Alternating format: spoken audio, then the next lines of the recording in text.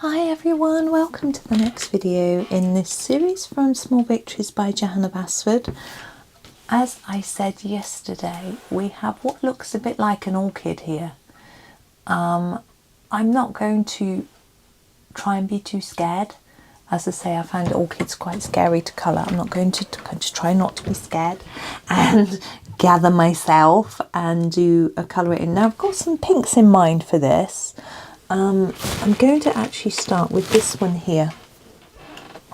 Now on my pencil that is called Dark Flesh, but actually it's now called Salmon, and it's a rather pretty pink, and I'm going to use it for these 4 petals here that all look the same.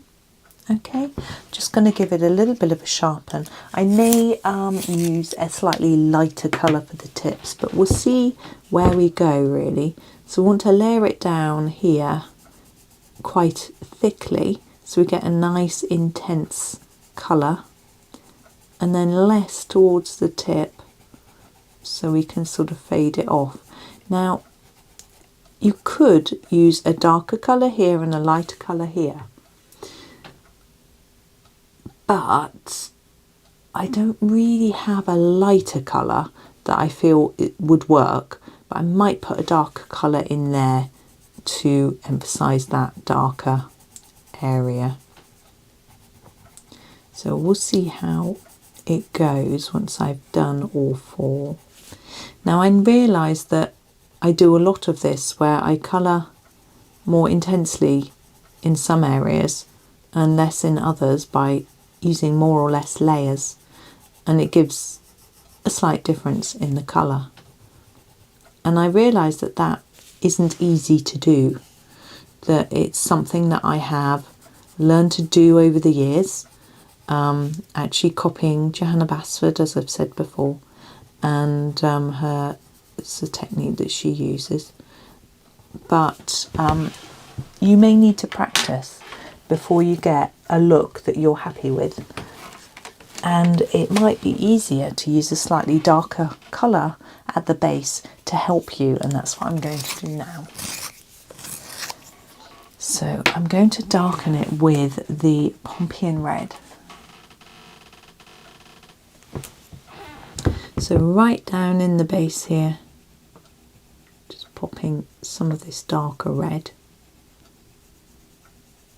but we do want less layers here.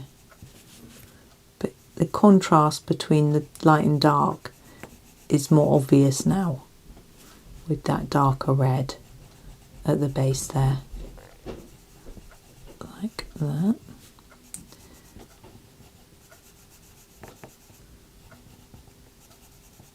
There we go. Now we have other petals to do as well. Now the choice is lighter or darker basically. I think I want to stay within the same sorts of colours, but we have these sort of should we straighten you up a bit? We have these sort of flesh tones as they used to be called. So I have a coral, I have a beige red, I have a cinnamon, which isn't really very good. I have the Venetian red, which is a little bit more orangey, Indian red, that sort of thing. I think I'm going to use the coral, which my pencil is called medium flesh. There we go. I think what Faber Castell realised is that this colour is not dark flesh. It's a darker colour for a pale skin type thing. So they changed the names, which makes perfect sense. And that's all good, I think. And I noticed that actually Castell Arts did the same too with theirs quite recently. I think I'm getting surprised it's taken so long for them to realise, but maybe they had to wait to get some complaints, I don't know. But yeah, now that looks amazingly similar to what we did already, so I don't want that. I want it to look different. So I'm going to grab quite a dark colour. This is our burnt carmine. Oh, can you see that? Maybe that, maybe there. and I'm going to give it a sharpen. I want it nice and sharp, and we're going to go over the top of what we've done with this to darken it. So tucked right in here, can make that mega dark if you want, like that, and then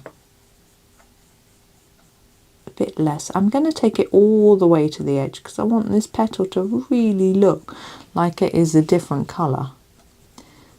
And the same here. I was nosing at houses yesterday. It was quite funny. I saw in the news that some famous person was selling their house, and it was listed on International Sotheby Estates or some posh website, and it's £22 million, you know. I was like, what do you get for 22 million? Do you know what I mean? I was like, let's have a little look. I thought it was horrible. If I had £22 million, I wouldn't be buying that house. It was a bit of fun. This is the Indian red.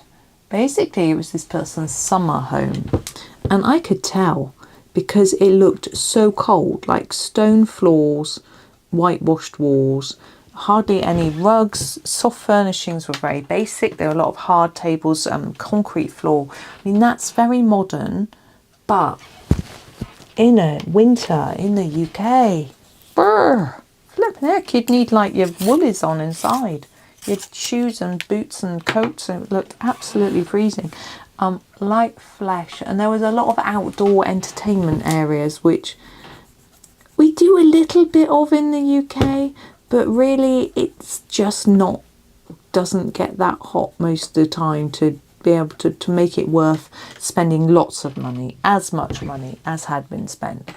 And there was a helicopter garage. I was thinking, oh, I definitely need one of those. You know, I don't even own a car, but you know, a helicopter, oh, yeah, you never know. You never know when it might come in handy. And there was a heated garage for the cars. I said to my husband, why would you need a heated garage? And my son was like, oh, so the mechanic can keep warm. I was like, yeah, but chromium green opaque. My husband explained to me that if you have really expensive cars like an Aston Martin, is that the right word? Aston Martin, that's it. I knew I was wrong.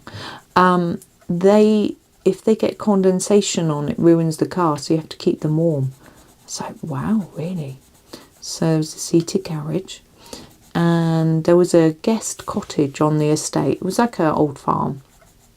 There was a guest cottage, so you could have people to stay, which is always a lovely idea, isn't it? I haven't even got a guest bedroom, let alone a guest cottage, with a little kitchen and, you know, everything you'd want as a guest. Oh, it said, you know, it could be used for your staff to live in. Obviously, well, obviously I'd have staff. There was a swimming pool. The swimming pool was the oddest thing I've seen. I felt it was a long, thin pool, so it would just be for swimming lengths, which is fine because, you know, there was a gym, and if you're using it for working out, that all makes perfect sense. But it was in a long, thin room. And it had beams over it because it was an old farmhouse. All the rooms had beams. And I was like, that just looks just really weird. Like you've got this really modern pool and changing rooms and things, and there's a beams. I just felt, to me, a little bit strange. But I mean, I was probably just being ultra fussy. But, you know, with my £22 million, I want to be able to move right in and not be annoyed by how it looks.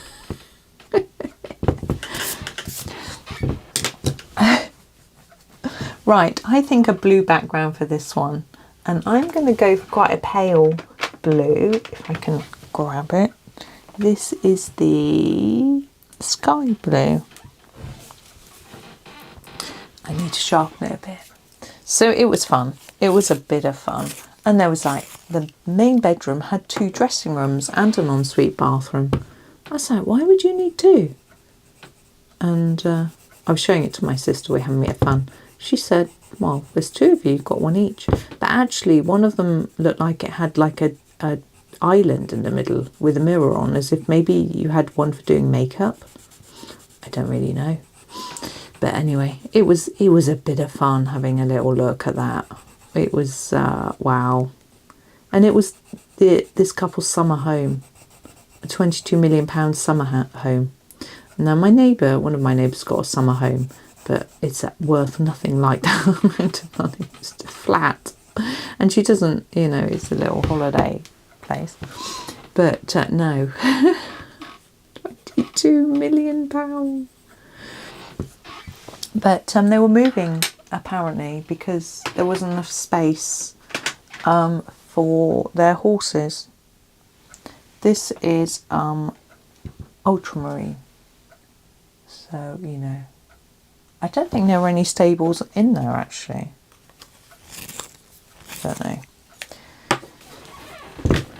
They didn't actually have that many photos, which was a little bit annoying. And you wonder what sort of person's going to buy that house. Maybe someone else needs a summer home. I'm just outlining everything here, by the way. I don't know. Do you need a summer home? It'd be interesting coming to the UK for the summer.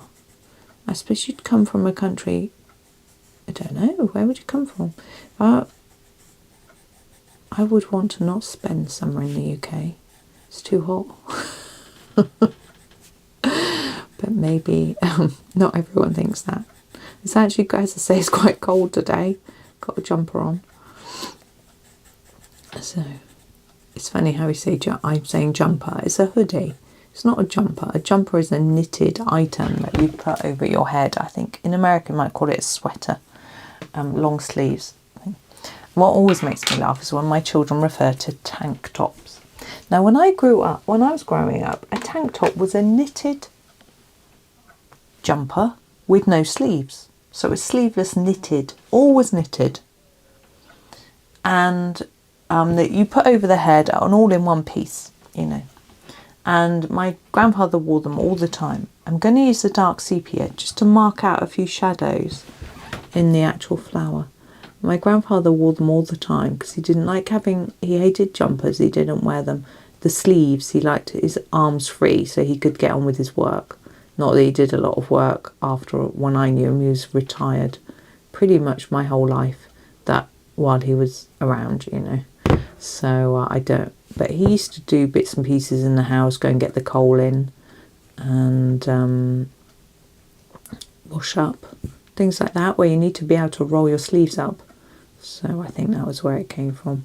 He used to always have his shirt sleeves rolled up as well, whatever the weather. Ready for work, I guess.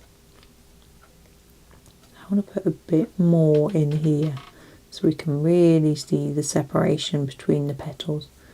But it might end up looking a little bit dirty because when I come in close, but I can't see that closely, so who knows. Yeah, but